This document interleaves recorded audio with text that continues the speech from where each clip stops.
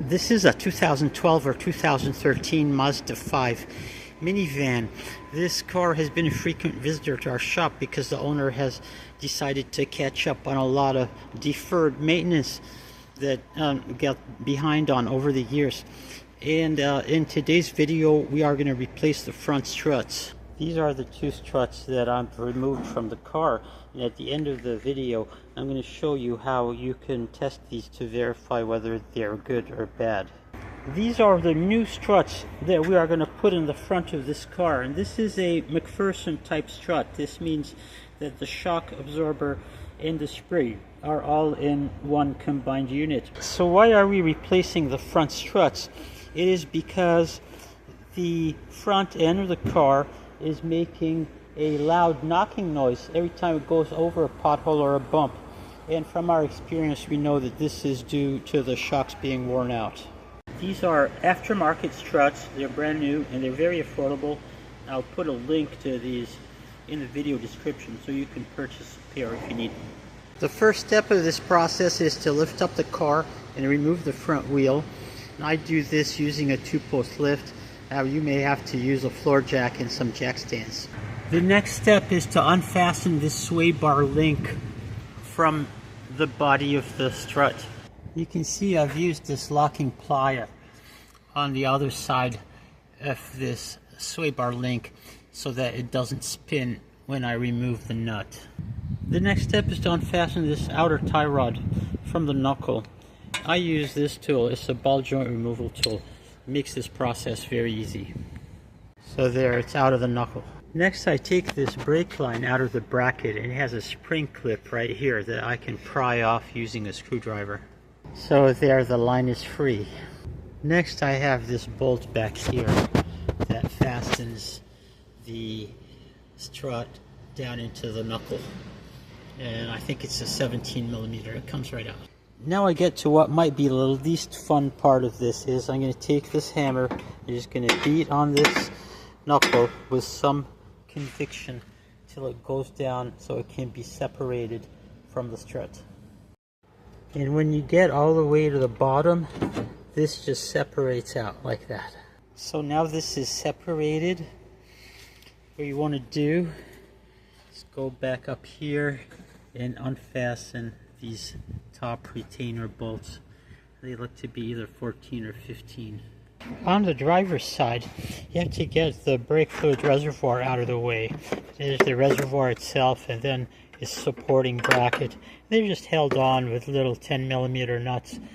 With the 3 top bolts removed, the strut assembly drops right out, and here is the old strut assembly side by side with the new strut, and it looks like a pretty good match.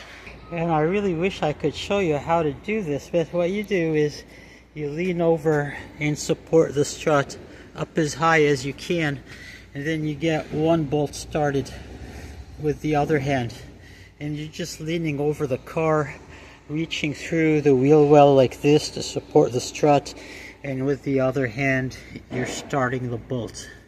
The bolt in the back here is tricky to get started, so start the 2 front ones first, and don't even get them snug, just get them so that the strut top hat is hanging down like maybe a 1/4 inch or a 1/2 inch, and then you can use 2 fingers to reach in and start this bolt in the back, and once it's started you can tighten it using a tool. Now a trick to make this collar go back onto the bottom of the strut somewhat easier is you take a chisel like this, you put it through this gap, and you just pound it through a little bit, and that's enough to make some clearance in the collar, widen it a little bit so it slips over the bottom of the strut a little easier. So here we are with a new strut installed and bolted in place, and what I can tell you is that you use this floor jack underneath the control arm to push the entire knuckle upward, and you want to push the entire assembly of the strut, the bottom of the strut, inboard towards the in center of the car, as you jack this up, and then you just wiggle back and forth. You want to make sure that you line up that flange back there with the slot in the knuckle, and then when you're getting close to the correct position, you can actually peek through the bolt hole with a flashlight to make sure that you've gone far enough and not too far. So there's not much to say about it except that you wiggle and wiggle and wiggle and wiggle, and you lift up slowly and use plenty of lube on the knuckle and on the strut so that they can minimize the resistance, friction. After you put the car back on the ground, you check to make sure that these top hat bolts are nice and tight. And it doesn't hurt to check them again after you go for a test drive. After going for a test drive, the suspension is mostly quiet. There's still just a tiny little bit of noise that could be coming from the lower control arm bushings, but it's just a tiny little bit and nothing like the loud knocking noises that the front struts made before. Now for the part you've all been waiting for, which is how do you know if a strut is good or bad? Well, the only real way is you have to disassemble the strut, as I've done here. Separated the strut body from the spring and the top hat right here. Now, the springs almost never go bad. These are always elastic, and you know, people talk about sagging springs and stuff like that. That just simply does not happen.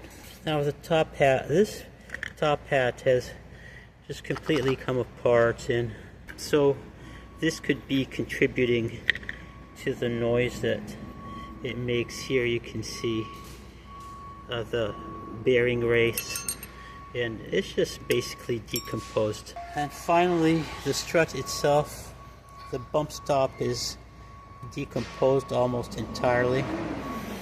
But let's see how this strut holds up to compression. And I'm able to just push it down by hand. It has nearly zero resistance to compression. Let's see if it has any rebound. Rebound means that the strut comes back after being compressed, and I'm down at the bottom here.